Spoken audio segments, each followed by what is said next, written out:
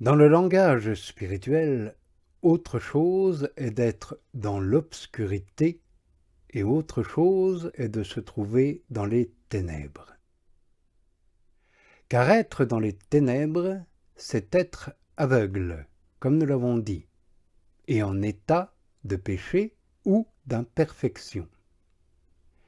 Mais on peut être dans l'obscurité sans être pour cela en état de péché. Et cela de deux manières.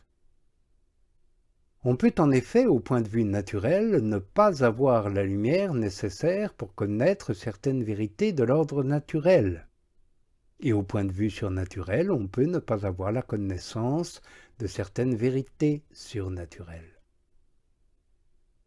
Or, c'est au sujet de ces deux points que l'âme dit que son sens était obscur avant son incomparable union avec Dieu. Car jusqu'au jour où le Seigneur prononça son fiat lux, que la lumière soit, les ténèbres étaient répandues sur la surface de l'abîme, c'est-à-dire sur les cavernes du sens de l'âme. Plus cet abîme est immense et ses cavernes profondes, plus sont aussi profondes les ténèbres où il se trouve par rapport au surnaturel, lorsque Dieu, qui est sa lumière, ne l'éclaire pas.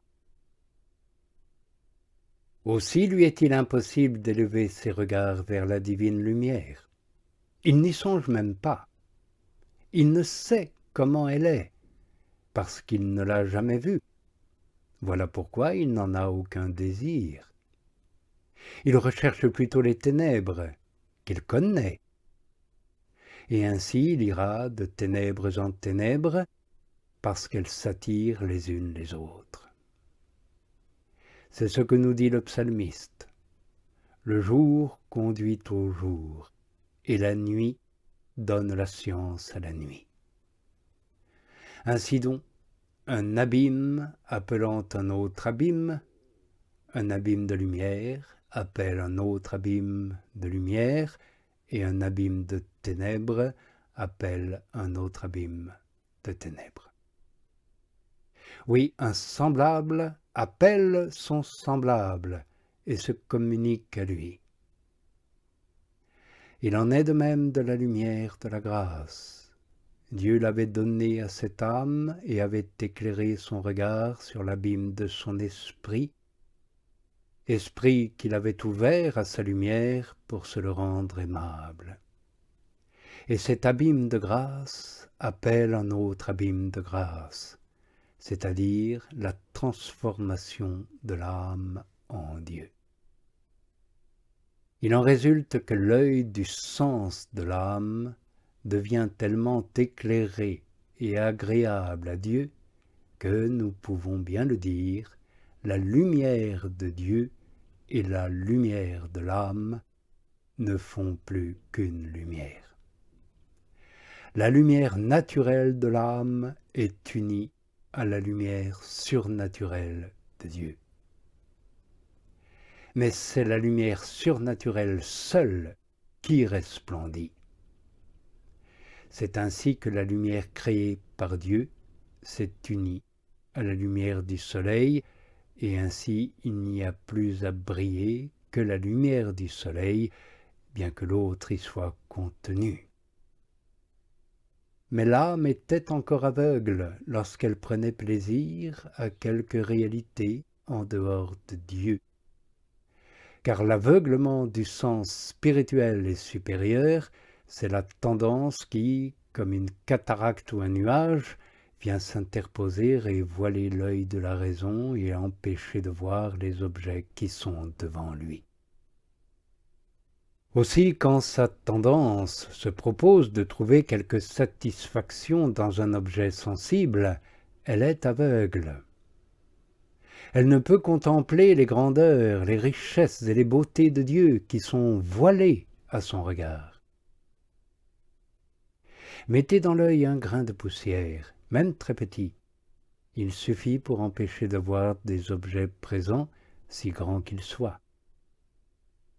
De même, une légère attache ou un acte inutile suffisent pour empêcher l'âme de voir toutes ces grandeurs divines. L'âme ne peut les contempler qu'une fois qu'elle s'est laissée détacher de toutes les consolations sensibles et les attaches personnelles pour enfin rompre avec elles. Oui, qui pourrait exprimer ici combien il est impossible à l'âme de pouvoir, avec de telles attaches, juger des réalités divines comme elles sont. Car, pour cela, il faut qu'elle ait complètement banni tous ses goûts et toutes ses tendances, sans quoi elle arriverait infailliblement à regarder ces réalités divines comme ne venant pas de lui, et celles qui ne sont pas de Dieu comme étant de lui. Dès lors, en effet, que le nuage de la tendance de l'âme est sur l'œil de son jugement, elle ne voit que le nuage, qui est tantôt d'une couleur, tantôt d'une autre, tantôt d'une forme, tantôt d'une autre, selon les circonstances. Elle s'imagine que le nuage, c'est Dieu, parce qu'elle ne voit, je le répète, que le nuage, qui est accessible à ses sens corporels, et Dieu n'est pas accessible au sens corporel. Voilà comment les tendances et le goût des réalités sensibles empêchent les connaissances des vérités les plus sublimes. C'est ce que le sage veut nous faire comprendre quand il nous dit « L'enchantement de la vanité obscurcit les biens, et l'inconstance de la concupiscence pervertit un esprit même sans malice. » C'est-à-dire pervertit même un jugement droit. Voilà pourquoi ceux qui ne sont pas encore assez spirituels, parce qu'ils ne sont pas assez purifiés de ces tendances et de ces goûts, et qu'il y a encore en eux quelque chose de l'homme animal, s'imaginent que les réalités les plus viles et les plus basses de l'esprit, ou celles qui se rapprochent le plus des sens, selon lesquelles ils vivent encore, sont très importantes. Au contraire, celles qui sont les plus précieuses et les plus élevées pour l'esprit, ou qui s'éloignent davantage du sens, ils les estimeront peu et en feront peu de cas, et parfois même ils les regarderont comme des folies. C'est bien là ce que dit saint Paul.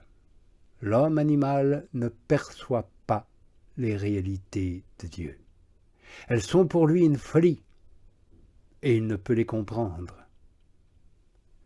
Par homme animal, on désigne ici celui qui vit conformément à ses tendances et à ses goûts naturels.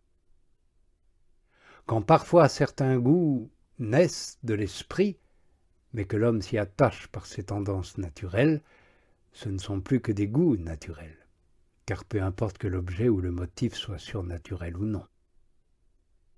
La tendance part-elle d'un goût naturel et tient-elle sa racine et sa force dans le naturel, elle ne cesse pas d'être naturelle. Elle a la même substance et nature que si elle avait une cause ou une manière naturelle. Mais la tendance part-elle d'un motif surnaturel, si l'âme la rabaisse au niveau du naturel, cette tendance devient naturelle, et donc se dénature. Vous me direz peut-être, mais il s'ensuivrait alors que quand l'âme désire Dieu, elle ne le désire pas surnaturellement, et ainsi ce désir ne sera pas vertueux et deviendra purement naturel. Je réponds qu'en réalité, ce désir de Dieu n'est pas toujours surnaturel. Pour l'être, il faut qu'il soit infusé par Dieu lui-même, en personne, et en reçoive sa force. Et ce désir est tout différent du désir naturel. Ainsi prend-on souvent le surnaturel pour du naturel, jusqu'à ce que Dieu l'infuse en personne ce n'est qu'un désir naturel d'une trace laissée par Dieu. Ce désir est très peu fertile, ou même ne l'est pas du tout. Quand donc il vient de vous, il n'est que naturel, et il ne sera rien de plus, tant que Dieu ne le rendra pas surnaturel. Aussi, quand vous voulez par vous-même porter votre désir aux réalités spirituelles et vous attacher à leur saveur, vous faites un acte de désir naturel. Vous mettez sur vos yeux un voile et vous ne cessez pas d'agir selon l'homme animal, quoi que vous en pensiez. De la sorte, il vous sera impossible de comprendre et de juger ce qui est spirituel. Parce que ce qui est spirituel surpasse tous les sens et tous les désirs naturels. Mais ce qui est dramatique, c'est que vous penserez comprendre et juger ce qui est spirituel. Et vous pourriez faire de grands dégâts. Et si après cela vous avez encore quelques difficultés à objecter, je ne sais vraiment plus que vous répondre. Je ne puis que vous engager à écouter à nouveau toutes ces évocations, depuis la montée du Carmel en passant par la nuit obscure. Peut-être alors me comprendrez-vous. Je vous ai dit en substance la vérité, et il m'est impossible d'ajouter ici d'autres explications.